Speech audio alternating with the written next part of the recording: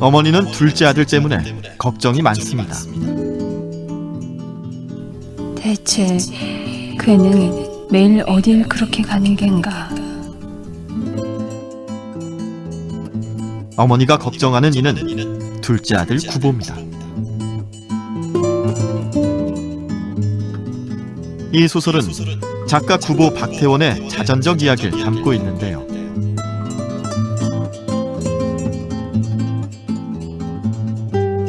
구보 씨가 걷던 1934년의 경성은 지금 어떻게 변했을까요? 집을 나와 천변길을 광교를 향하여 걸어가며 어머니에게 단 한마디 네 하고 대답 못했던 것을 뉘우쳐 본다.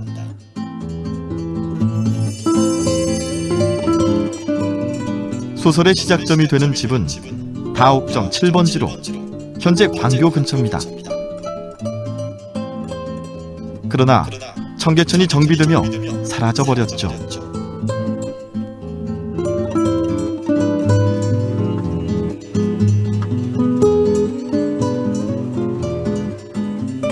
그곳에 사는 구보 씨는 일본으로 유학까지 갔다 왔지만 현재 직업 없이 글을 쓰고 있는 엘리트 백수입니다. 그를 걱정하는 어머니를 뒤로 하고 나가는 발걸음이 마냥 가볍진 않았을 것 같은데요. 툭툭하니 불을 갠다. 비겁대는 문을 열고 밖에 나가본다. 아직 덜 갠 하늘이 너무 가까워 숨쉬기가 쉽질 않다. 수만 번 본 것만 같다. 어지러워 쓰러질 정도로 익숙하기만 하다. 남은 것도 없이 텅 빈 나를 잠든다.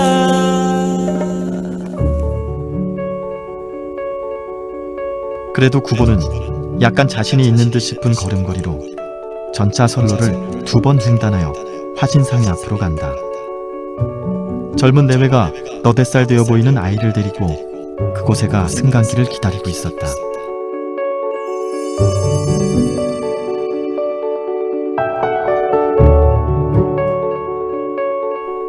이어 구보 씨가 간 곳은 한국 최초의 백화점이라 할 수 있는 화신상해입니다. 그 자리에는 현재 종로의 랜드마크라 불리는 건물이 들어서 있는데요. 80년 전 26세의 미혼인 구보 씨는 이곳 백화점에서 만난 가족을 보며 행복과 가정에 대해 생각을 합니다. 그리고 충동적으로 전차를 타고 다른 사람들을 구경하며 시간을 보내다 조선은행 앞에서 내리는데 구보의 전차 여행이 끝난 곳은 조선은행입니다.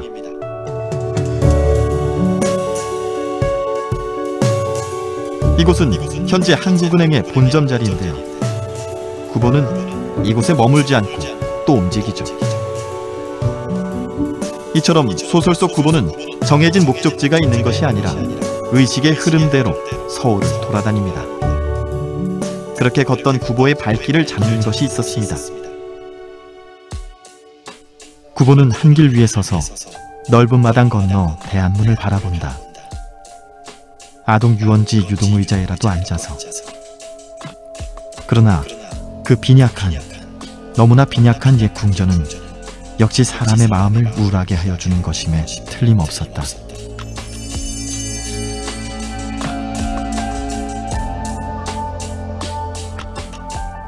구보 씨가 본 것은 일제에 의해 축소된 궁궐이었습니다.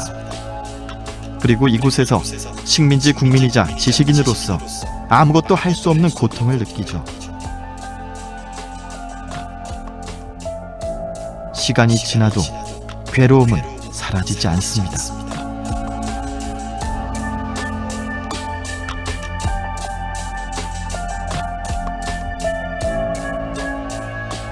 벗이 있다. 황혼을 또 밤을 같이 지낼 벗이 구보에게 있다. 종로 경찰서 앞을 지나 하얗고 납작한 조그만 다리를 들른다.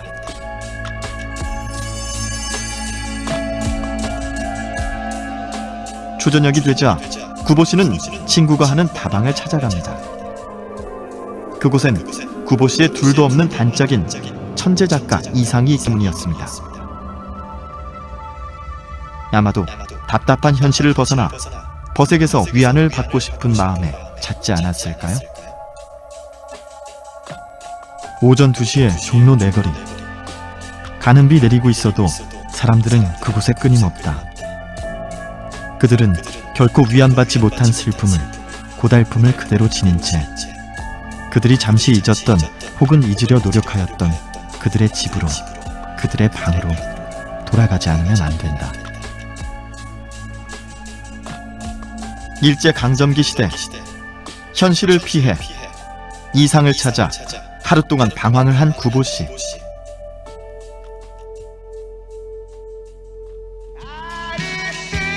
21세기 오늘을 살았어도 그의 고민은 같지 않았을까요? 꽃이 피고 해가 날고. 안녕하세요. 오늘은 박태원의 소설가 구보씨의 1위를 함께 감상해 보도록 하겠습니다. 앞에서 잠깐 영상을 봤는데요. 영상을 보니까 작품에 대한 호기심이 더욱 생겨나는 것 같습니다. 자, 교과서 33페이지를 펴주세요. 소설가 구보씨의 1위 나와 있죠? 네. 양복을 입고 안경을 쓴 한 남자가 보이네요. 누구일까요? 소설가 박태원일까요? 아니면 소설 속 구보일까요? 박태원 작가의 호는 구보. 구인회 회원으로 활동을 했고요. 경향주의 문학에서 탈피해서 문체와 표현 기교를 중시하는 모더니즘의 문학 세계를 보여준 작가들 중 한 사람입니다. 구인회는 순수예술을 옹호하는 문학 동인회였는데요. 중간중간 멤버들이 조금 바뀌긴 했지만 멤버 수는 항상 9명이었다고 해요. 박태원 작가는 이상, 여러분들 잘 알고 있는 이상, 그리고 김유정 작가, 그리고 정지용 작가, 그리고 여러분들이 1학년 때 배운 돌다리의 작가 이태준,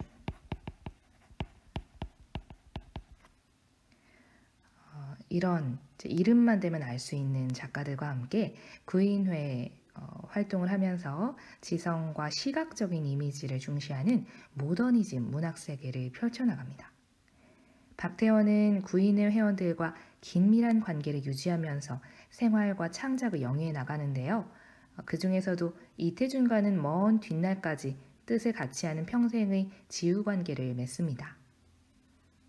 강한 실험 정신과 새로운 세계를 추구하는 열정을 지닌 점에서도 서로 비슷한 이상 작가와도 각별하게 지냈다고 합니다. 그의 호 구보는 박태원이 소설가 구보씨의 1위를 쓰고 난 뒤부터 붙이게 된 그의 호인데요. 작품의 중심 인물인 소설가 구보씨는 작가 박태원의 분신으로도 볼 수 있습니다. 작가는 1930년대 지식인들의 허무주의와 냉소주의에 빠져 살아가는 자신의 모습을 소설가 구보씨를 통해 드러내고 있는 것이죠. 이러한 이유 때문에 이 작품은 작가 박태원의 자전적인 소설로 발표 직후 새로운 형식의 소설이라는 평가를 받게 됩니다. 잠깐 구성 살펴볼게요.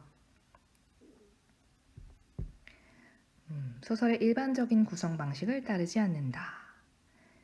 네, 소설가 구보씨의 1일은 그의 독특한 문체와 실험적인 기교를 잘 볼 수 있는 특이하면서도 매력적인 작품인데요. 흔히 발단, 전개, 위기, 절정, 결말로 이루어지는 소설의 일반적인 5단 구성을 따르지 않고 주인공의 외출에서 귀가까지 서술자의 관찰과 심리 위주로 서술을 하는 여로형 구조.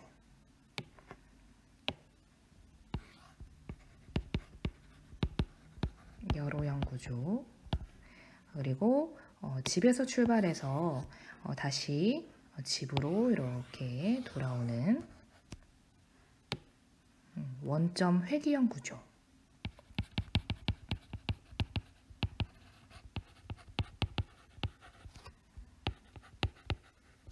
원점 회귀형 구조가 돋보이는 작품입니다. 등장인물의 의식, 즉 생각의 흐름을 따라 이야기를 전개해 나가는 서술 방법인 의식의 흐름 기법을 사용한 작품으로도 유명하죠. 우리 교과서에는 이 부분이 수록이 되어 있어요. 종로 내거리를, 집에서 나와서 종로 내거리를 배회를 하고요.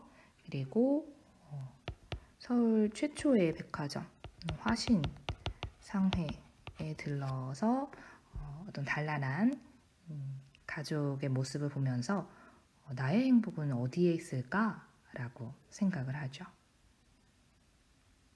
네.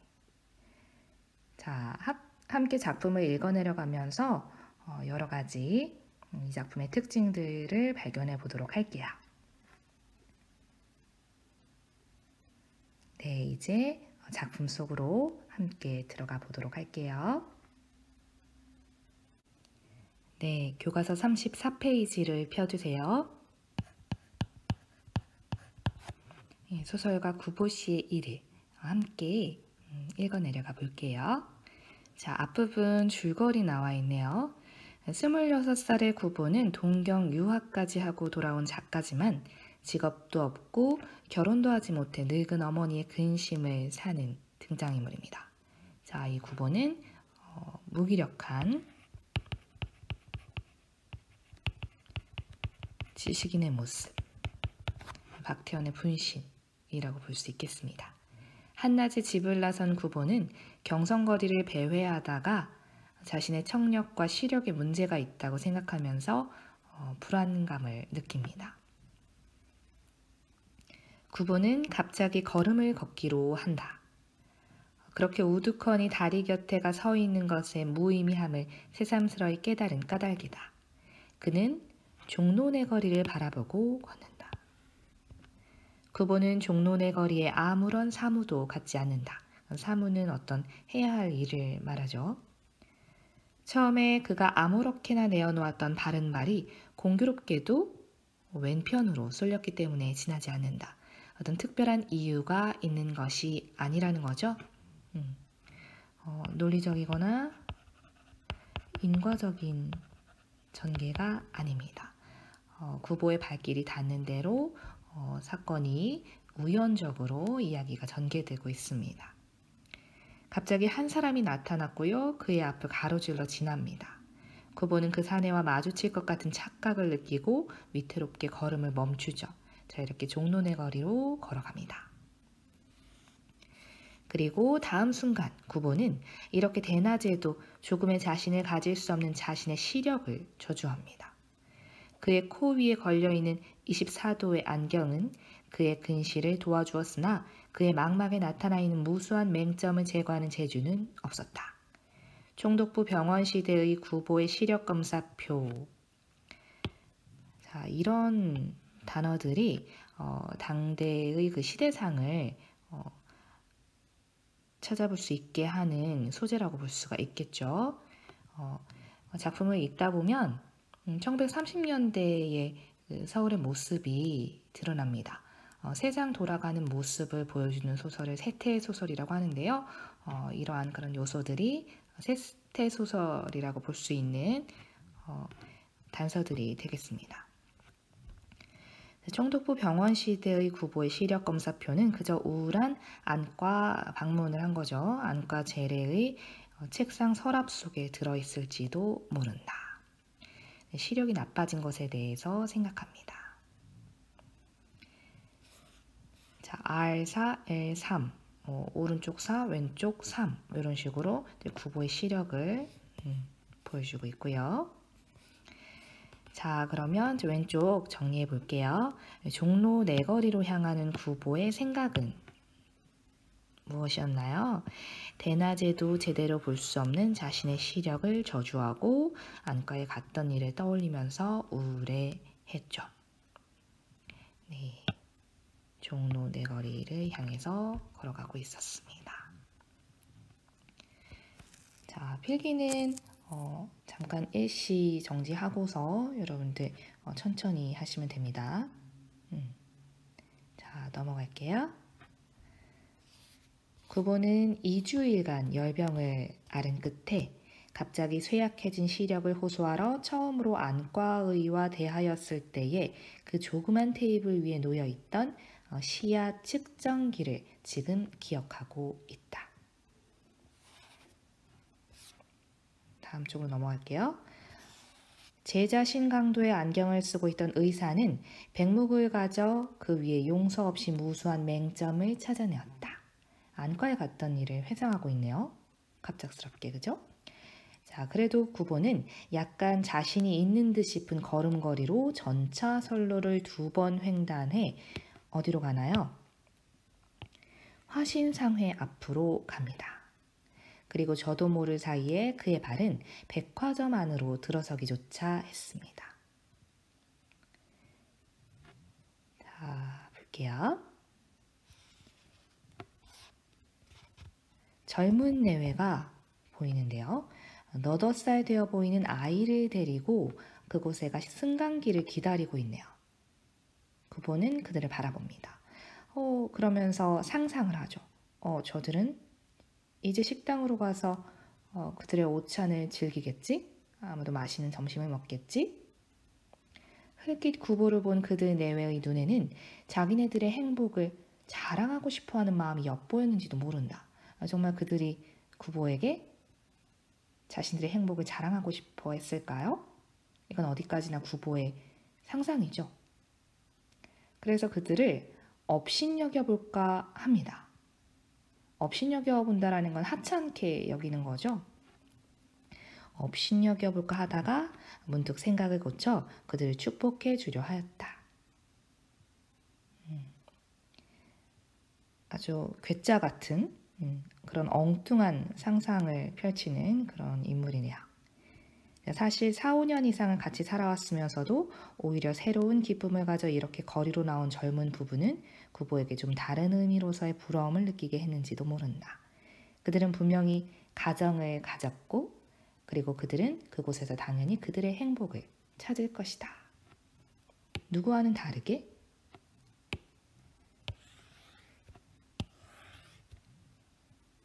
구보와는 다르게 백화점에 들어가서 젊은 부부를 보면서 아이를 가진 젊은 부부를 보면서 무엇에 대해 생각을 합니까? 행복에 대해서 생각을 하게 됩니다. 자, 오른쪽 화신상에 있는 구보의 생각 정리할게요. 어떤 생각을 했나요? 행복을 자랑하고 싶어하는 젊은 내외의 마음이 엿보이는 것 같아서 그들을 좀 하찮게 여겨볼까 하다가 생각을 거쳐서 그들을 축복하기로 하죠. 그리고 나의 행복은 어디에 있을까 하면서 밖으로 나가게 되죠.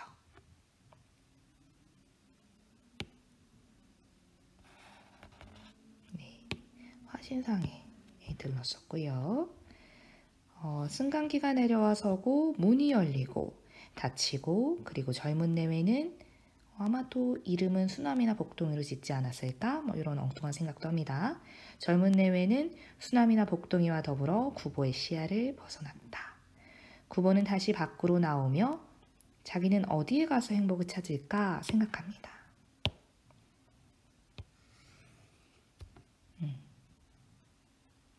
계속 발길 닿는 대로 걷고 걸으면서 자신의 행복에 대해서 생각합니다. 발 가는 대로 그는 어느 틈엔가 안전지대에 가서서 자기의 두 손을 내려다봅니다.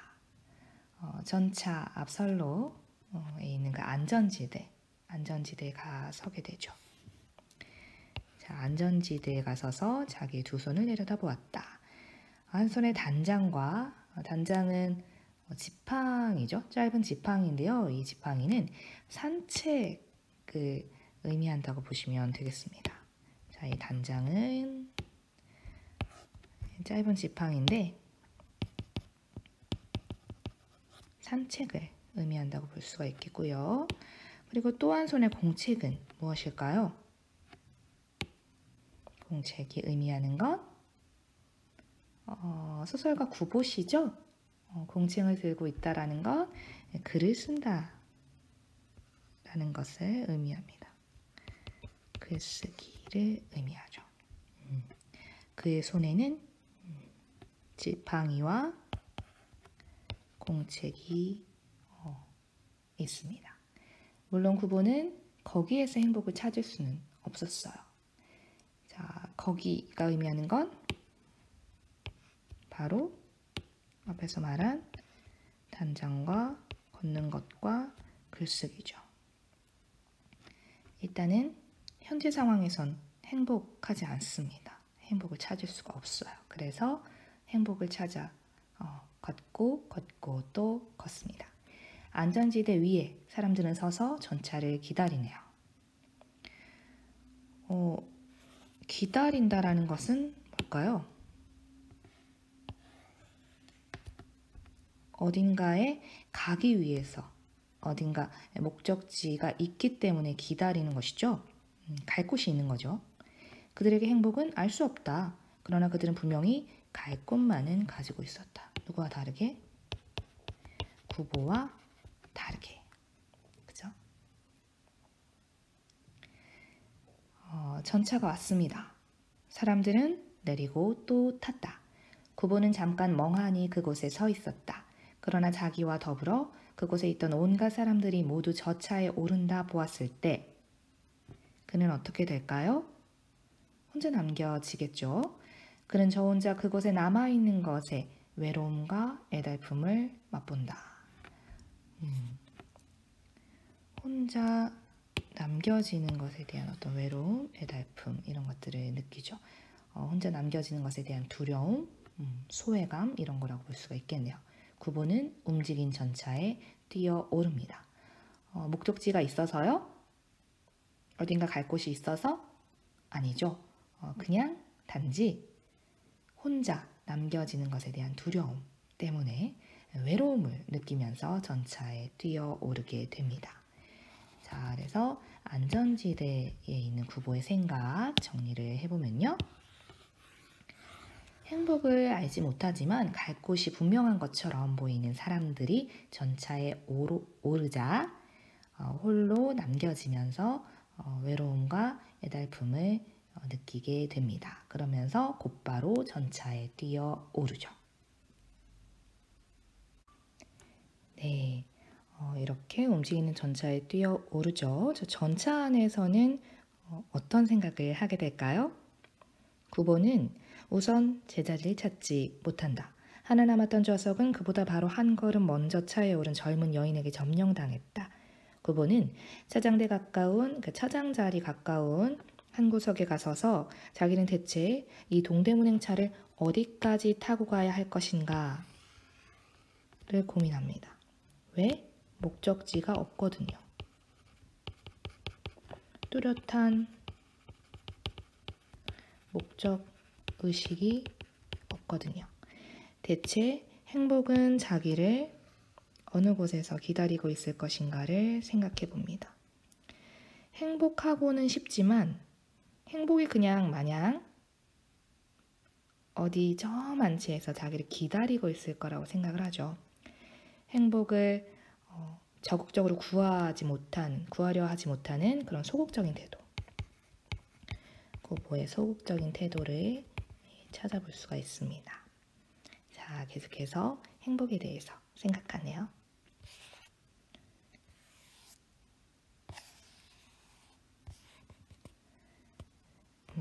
이제 이 차는 동대문을 돌아 경성운동장 앞으로 해서 구보는 차장 자리, 운전수 자리로 향한 안으로 파란 융을 받쳐댄 창을 바라봅니다. 전차과에서는 그곳에 뉴스를 게시하는데요. 사람들이 요사이 축구도 야구도 하지 않는 모양입니다. 장충단으로, 청량리로 혹은 성북동으로. 그러나 요사이 구보는 교회를 즐기지 않는다. 갑자기 뜬금없이 또 이런 생각으로 이어지네요. 그곳에는 하여튼 자연이 있었고 어떤 고요함, 한적이 있었다. 그리고 고독조차 그곳에는 준비되어 있었다. 요사이 구보는 고독을 두려워한다. 일찍이 그는 고독을 사랑한 일이 있었다. 정말요? 그러나 고독을 사랑한다는 것은 그의 심경의 바른 표현이 못될 게다. 그는 결코 고독을 사랑하지 않았는지도 모른다. 아니 도리어 그는 그것을 그지없이 무서워했는지도 모른다. 그러나 그는 고독과 힘을 겨루려고 했어요. 하지만 결코 그것을 이겨내지 못했죠. 그런 때 구보는 차라리 고독에게 몸을 떠맡겨 버리고 그리고 스스로 자기는 고독을 사랑하고 있는 것이라고 꾸며왔는지도 모를 일이다. 혼자가 편해. 혼자 밥 먹고 혼자 영화 보고 혼자 책 읽는 거, 혼자 걷는 거. 난 혼자가 좋아 라고 말은 해왔지만 사실은 구보가 고독을 두려워한 게 아닐까 이런 생각을 하는 거죠. 자, 왼쪽 종묘로 향하는 구보의 생각 정리할게요. 자, 전차를 탔지만 뚜렷한 목적의식 없이 방황하다가 고독을 느끼면서 예전에 고독을 사랑했던 기억을 떠올리는 게 아니라 고독을 사실은 뭐래요? 고독을 사랑하는 척 했던 기억을 떠올리는 거죠.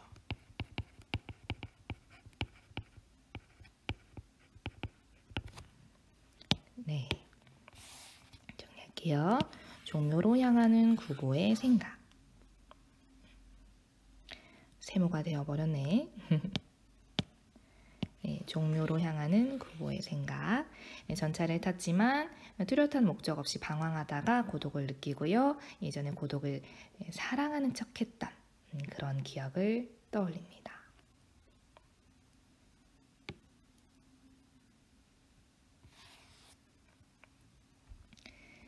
자, 그리고 넘어갈게요.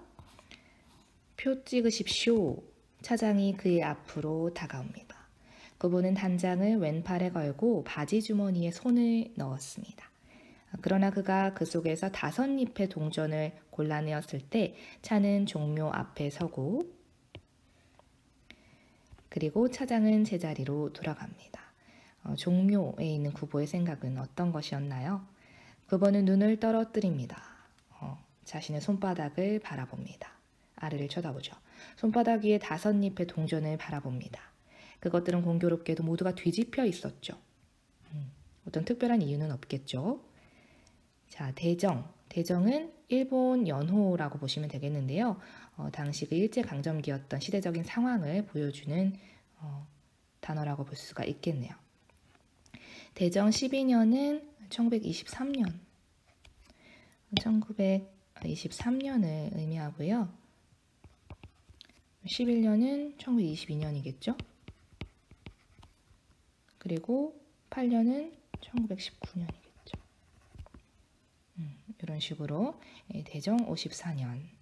자, 구보는 그 숫자에서 어떠한 한 개의 의미를 찾아내려 들었다.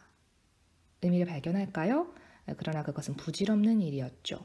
딱히 떠올릴 만한 어떤 아름다운 기억들이 없습니다. 그리고 또 서로 그것이 어떤 무슨 의미를 가지고 있었다 하더라도 그 어느 해에도 그 어느 해에도 구보는 행복했던 적이 없었던 겁니다.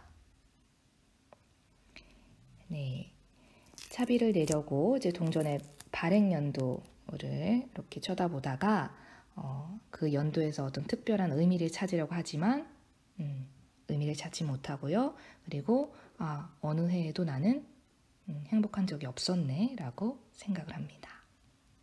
자, 왼쪽 정리할게요. 종묘에 있는 구보의 생각. 손바닥 위에 동전을 바라보면서 자신이 행복했던 적이 없음을 느낍니다. 차장이 다시 그의 옆으로 왔다. 어디를 가십니까? 구보는 전차가 향해 가는 것을 바라보며 문득 창경원으로라도 갈까 하고 생각한다. 그러나 그는 차장에게 아무런 사인도 하지 않았다.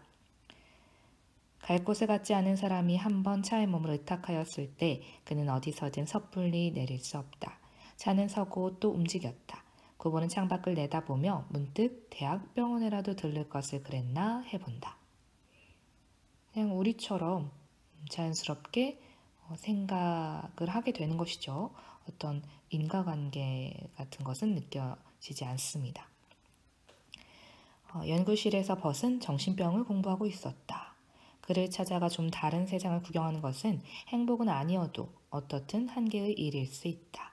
부부가 머리를 돌렸을 때 그는 그곳에 지금 막 차여오른 듯 싶은 한 여성을 보고 그리고 신기하게 놀랐다. 그 여성은 누군가요? 집에 돌아가 어머니에게 오늘 전차에서 그 색시를 만났죠 하면 어머니는 응당 당연히 반색을 하고, 반색은 반가워하는 기색이죠. 어머 정말 그랬니? 그래서 하면서 뒤를 깨어물을 깨다. 그가 만약 오직 그뿐이라고 말한다면 그냥 그랬다고 아는 척도 안 했어 라고 말하면 어머니는 실망하고 그리고 그를 주변 머리 없다고 책망할지도 모른다. 그러나 누가 그 일을 알고 그리고 아들을 졸하다고라도 말한다면 어머니는 내 아들은 원체 얌전해서 하면서 아들을 그렇게 변호할 게다 라고 얘기하네요. 그분은 여자와 시선이 마주칠까 겁하여 얼토당토하는 것을 보며 저 여자는 내가 여기 있는 것을 보았을까 하고 속으로 생각합니다.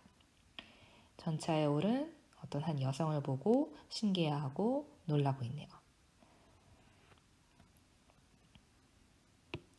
자, 동대문으로 향하는 구부의 생각은 어떤 것이었나요? 자, 전차 안에서 누구를 목격하나요? 네, 맞선을 봤던 여자를 목격을 합니다. 맞선을 본 여자를 우연히 전차에서 보게 되자 그 여자를 만났던 기억을 떠올리며 자신에 대한 여자의 마음을 궁금해합니다. 저 여자는 내가 여기 있는 것을 보았을까? 하고 생각합니다. 그 다음 여자는 혹은 그를 보았을지도 모른다. 전차 안의 승객은 결코 많지 않고 그리고 자리가 몇 군데 비어있음에도 불구하고 구석에 가 서 있는 사람이란 남의 눈에 띄기 쉽다. 여자는 응당 자기를 보았을 게다. 그러나 여자는 능히 쉽게 자기를 알아볼 수 있었을까? 그것은 의문이다. 작년 여름에 단 한 번 만났을 뿐으로 이래는 그 뒤로 이런 뜻이죠. 그 뒤로 1년간 길에서라도 얼굴을 대한 일이 없는 남자를 그렇게 쉽사리 여자는 알아내지 못할 게다. 널 알아봤을까? 아휴, 몰라봤을 거야. 그러나 자기가 기억하고 있는 여자에게 자기의 기억이 없으리라고 생각하는 것은 누구에게 있어서든 외롭고 또 쓸쓸한 일이다. 누군가로부터 기억되지 못하는 그런 것은 쓸쓸한 일이다 라는 거죠.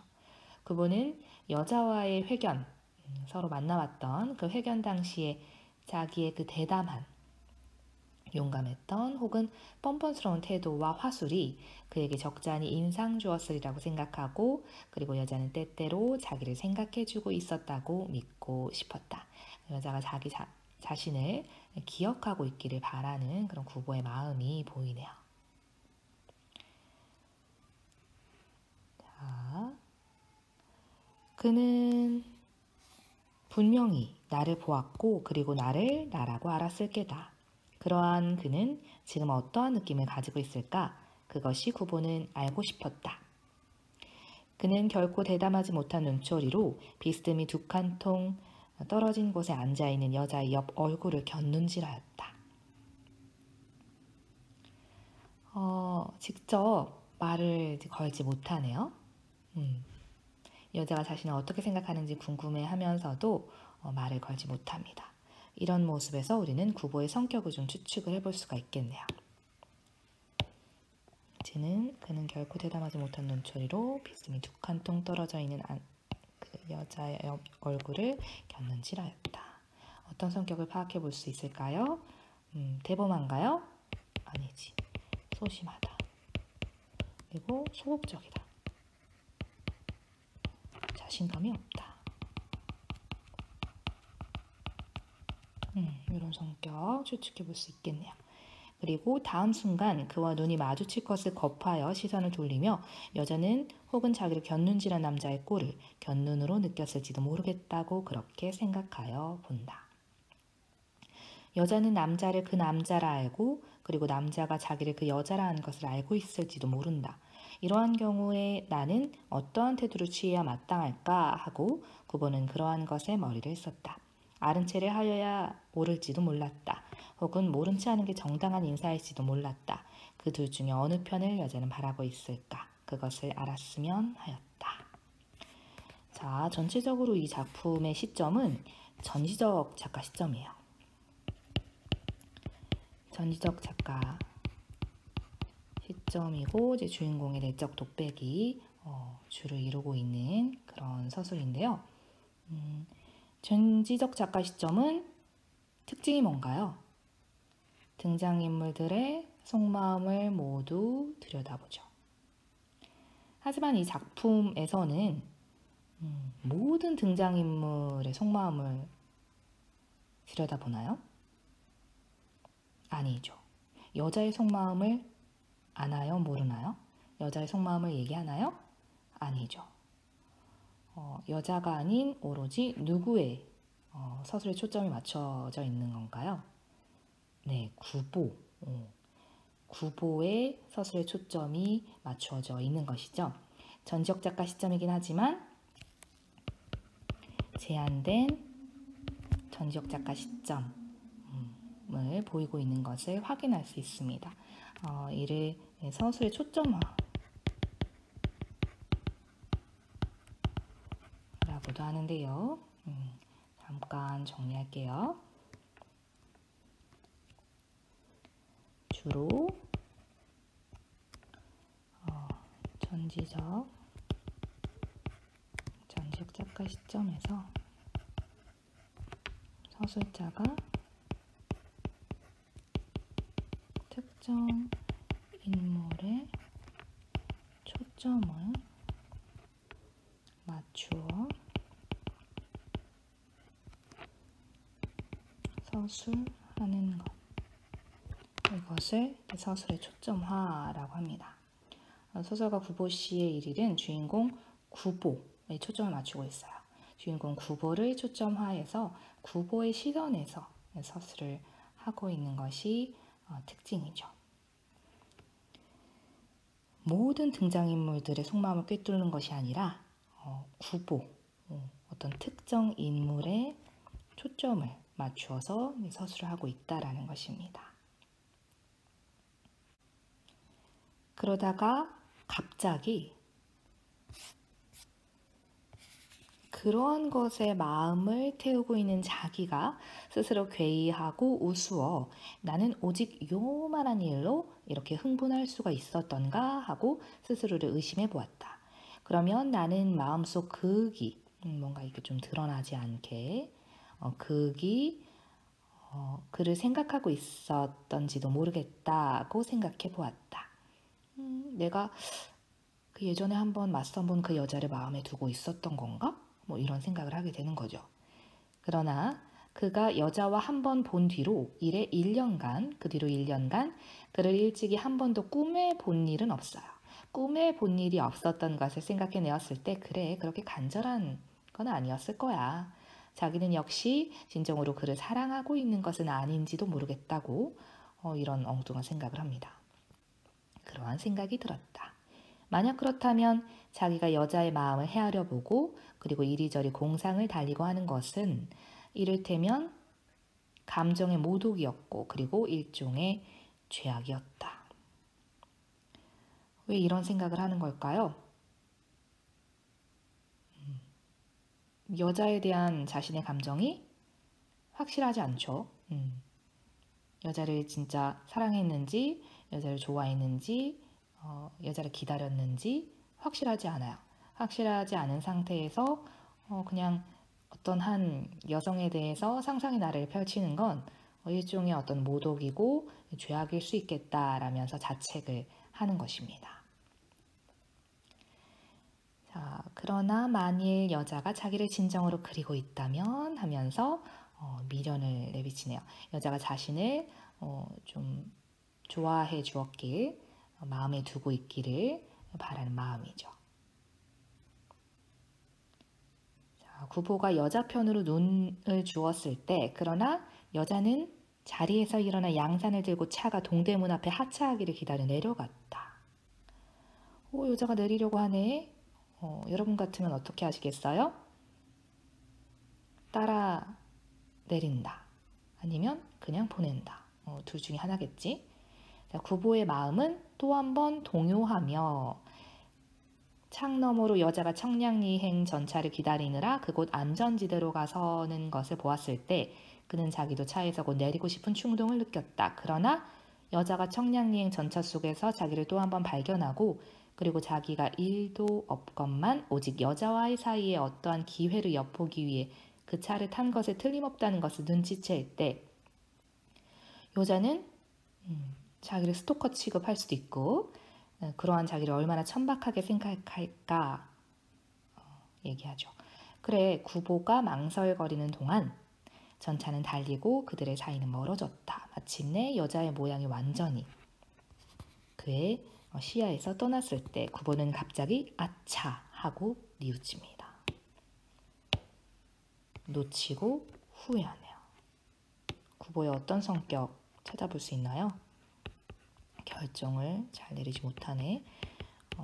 이렇게 자꾸 이렇게 갈등하는 그런 모습을 통해서 우리는 알 수 있습니다. 우유부단한 구보의 성격을 찾아볼 수 있는 그런 대목입니다. 여자를 따라서 전차에서 내릴까 말까 갈등하다가 결국엔 여자를 놓치고 말죠.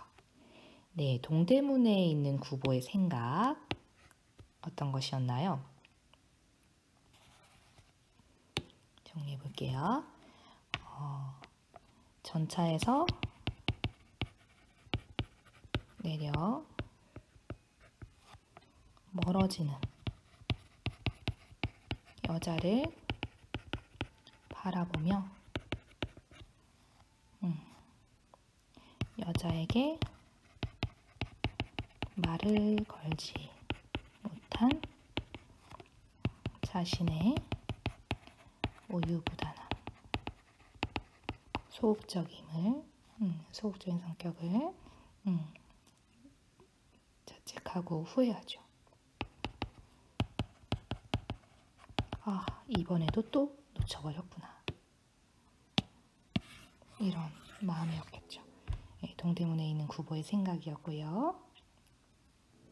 갈등만 하다가 여자를 따라 내리지 못하고 후회를 하는 구보의 모습이었습니다. 행복은 그가 그렇게도 구하여 마지 않던 행복은 행복이란 단어가 얼마나 많이 나오고 있을까요? 구보가 가장 원하고 구하려고 하는 것이죠. 행복은 여자를 또 놓쳤잖아요. 그 여자와 함께 영구히 가버렸는지도 모른다. 여자는 자기에게 던져줄 행복을 가슴에 품고서 구보가 마음의 문을 열어 가까이 와주기를 갈망하였는지도 모른다. 자꾸 추측하죠. 그 여자의 마음을. 왜 자기는 여자에게 좀 더 대담하지 못하였나 하고 후회하죠. 구보는 여자가 가지고 있는 온갖 아름다운 점을 하나하나 세어보면서 아쉬워하는 거죠. 또 놓쳐버렸네 하면서. 혹은 이 여자 말고 자기에게 행복을 약속해주는 이는 없지는 않을까 하고 그렇게 생각합니다. 여자를 생각하면서 행복을 놓친 게 아닐까 하며 아쉬워하고 후회하네요. 방향판을 한강교로 갈고 전차는 훈련원을 지났다. 구보는 자리에 앉아 주머니에서 오전 백동화를 골라 꺼내면서 비록 한 번도 꿈에 본 일은 없었더라도 역시 그가 자기에게는 유일한 여자가 아닐까 하고 생각해 본다. 떠났는데도 계속 찌질하게 또 엉뚱한 상상을 펼칩니다. 자기가 그를 그동안 대수롭지 않게 여겨왔던 것 같이 생각하는 것은 구보가 제 감정을 속인 것에 지나지 않을지도 모른다. 그가 여자를 만나보고 돌아왔을 때 그는 집에서 아들을 궁금히 기다리고 있던 어머니에게 그 여자면 정도의 뜻을 표하였던 것에 틀림없었다.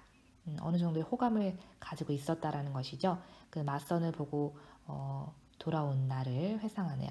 그러나 구보는 어머니가 색시집으로 솔직하게 구혼할 것을 금하였다. 그것은 허영심만에서 나온 일은 아니다. 그는 여자가 자기 생각을 안 하고 있는 경우에 만약에 그 여자가 나를 마음에 두고 있지 않은 경우에 객적기실이 여자를 괴롭혀주고 싶지 않았던 까닭이다. 너무 지나치게 배려를 많이 했네요. 배려심은 많지만 뭐가 부족한가요? 자신감은 상당히 결여되어 있네요. 구보는 여자의 의사와 감정을 존중하고 싶었다.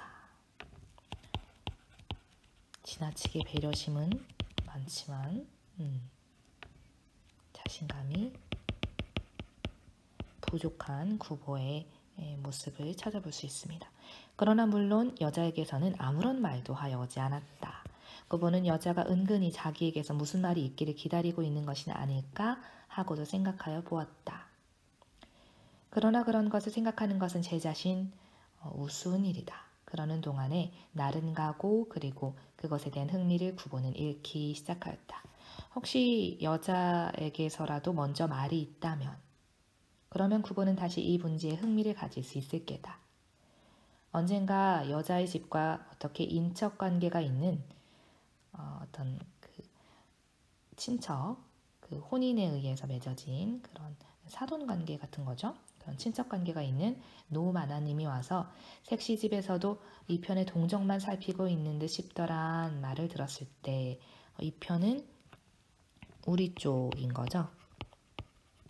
그 남자 쪽 낌새만 살피고 있는 듯 싶더란 말을 들었을 때 구보는 쓰디쓰게 웃고 쓰디쓰게 웃었다라는 것은 뭐 스스로 좀 비웃고 좀 쓴웃음을 지었다라는 것이죠.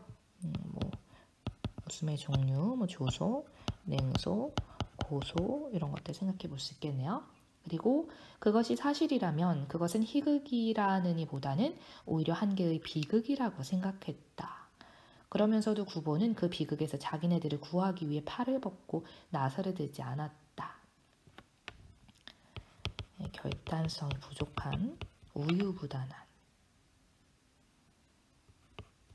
구보의 모습을 찾아볼 수 있습니다.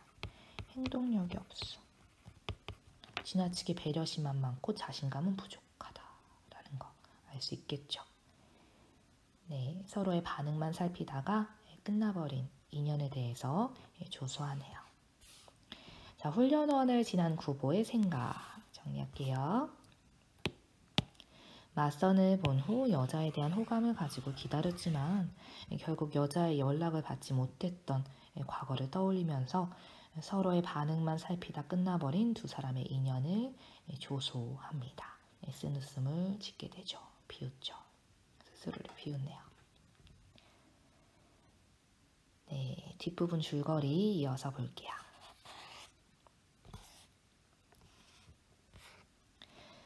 다방에 들어간 구보는 차를 마시며 자기에게 약간의 여행 경비만 있으면 행복할 것 같다고 생각한다. 여자를 만나면 좀 행복해질까? 가정을 꾸리면 행복해질까? 했으나 거기서도 행복을 찾지 못하죠. 그럼 여행을 가면 좀 행복해질까? 생각합니다. 다방에서 나와 배회하던 그는 활력을 찾기 위해 경성역 대합실을 찾아가지만 그곳에서 군중 속의 고독과 슬픔을 느끼죠. 경성역 대합실을 찾아가지만 군중 속의 고독과 슬픔을 느낍니다. 다시 다방으로 들어간 구보는 친구를 만나서 이야기를 들으면서 상념에 잠기죠. 황혼이 되자 벗은 집으로 돌아가고 다방에서 나온 구보는 동경 유학 시절의 옛사랑을 추억합니다. 다시 찾은 다방에서 구보는 어느 보험회사의 외판원과 대화를 나누면서 그의 속물성의 불쾌함을 느끼고 구보는 다시 돌아온 벗과 술을 마시러 카페를 찾아갑니다. 그곳에서 그는 여급, 심부름 하는 여자를 말하는데요. 여급 대모집의 의미를 물어오던 여인을 회상하며 가난과 불행에 대해 생각을 합니다.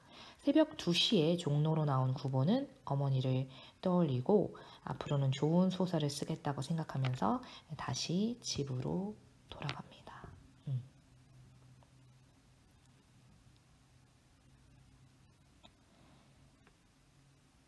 자, 다음으로는 핵심 정리 잠깐 필기할게요.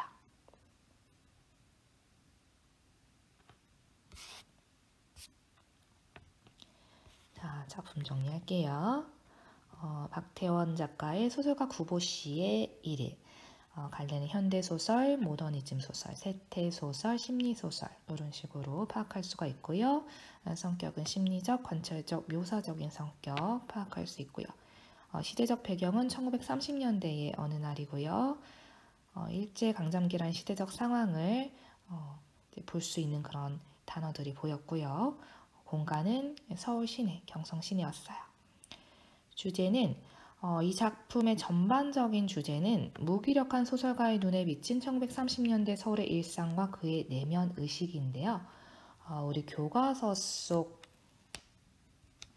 그 종로 내거리에서 이제 전차 안까지의 그 내용에서 찾아볼 수 있는 그 주된 주제 의식은 행복에 대한 거였죠.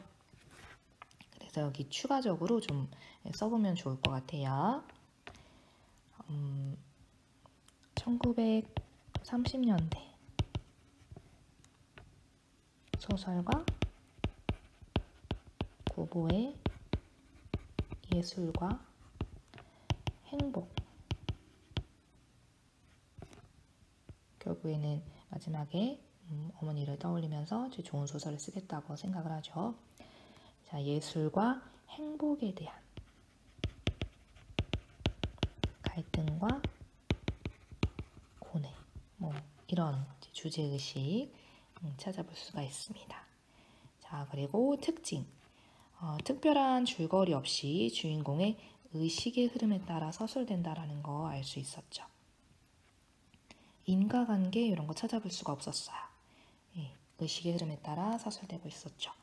주인공의 하루 여정에 따라 사건이 전개되는 여로형 구성이었고요. 그리고 집에서 나와서 다시 집으로 돌아가는 원점 회귀형 구성이었고요. 그리고 당대 서울의 모습과 세태를 구체적으로 보여주는 것, 이 작품의 특징이었습니다. 그리고 추가로 문체상의 특징 하나만 더 정리할게요. 현재형 어미. 현재형 어미의 사용 찾아볼 수가 있고요. 이런 현재형 어미를 통해서 현장감과 인물의 내면 의식을 잘 드러내고 있는 거 확인할 수 있었습니다. 그리고 쉼표의 잦은 사용, 이런 것들 특징이라고 볼 수 있겠고요. 긴 문장의 흐름을 끊으면서 리듬감을 주기도 하고 인물의 심리를 좀 섬세하게 드러내는 그런 기능을 하는 것이 쉼표입니다. 자, 그리고 긴 호흡의 문장이 많이 보였죠. 만연체 문장을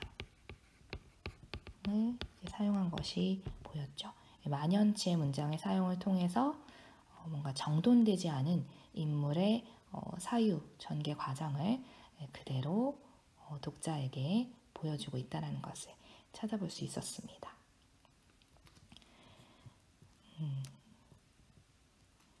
네, 여기까지 소설가 구보씨의 일을 간단하게 정리를 해봤고요. 오프라인 등교 수업 때 소설가 구보씨의 일위를 광영호 땡땡씨의 일위로 변형해보는 수행평가를 진행할 거예요. 코로나19 시대를 살아가는 나의 일상은 어떤지 허구와 상상을 더해서 이 부용지 한두 쪽 분량의 짧은 소설을 써볼 것입니다. 작품을 다시 한번 깊게 읽어보시고요. 소설의 글감, 재료들 이런 것들을 한번 고민을 해보기 바랍니다. 다음 시간에는 김시습의 작품 세계를 만나러 가보겠습니다. 주말 잘 지내세요.